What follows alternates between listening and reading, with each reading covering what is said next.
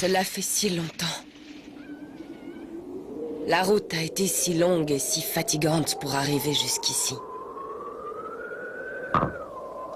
5 années déjà.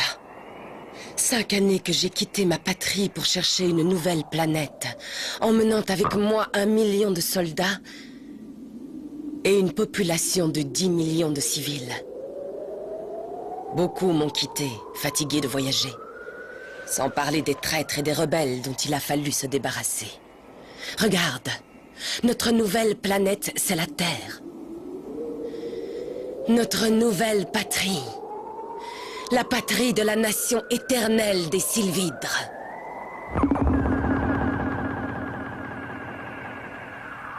Cette planète bleue est notre salut. Grâce à elle, notre peuple a retrouvé sa force et son élan vital. Elle lui a redonné l'espoir de vivre un jour en paix. Ce rêve caressé depuis tant d'années allait enfin se réaliser. Mais... un petit pirate qui se prend pour le maître de l'univers l'a brisé à jamais.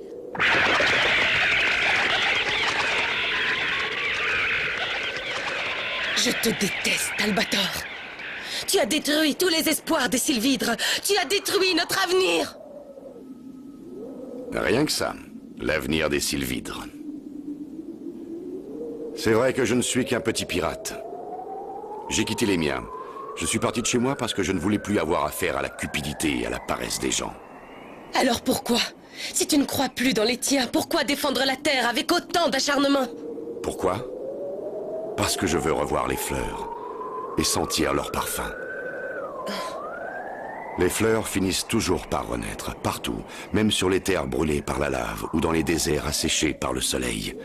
Il en a toujours été ainsi sur la Terre, et les bourgeons de l'avenir sont déjà en germe. Tu parles de cette fille, Stélie, ou je ne sais quel nom tu lui donnes. Tu peux t'attaquer à l'avidité ou au mensonge, mais jamais je ne te laisserai toucher à ces fleurs porteuses d'espoir.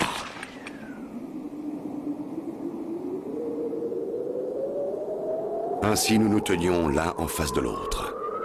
La reine qui avait mené son peuple jusqu'ici, face aux pirates hors la loi, dont le seul but était de sauver la Terre.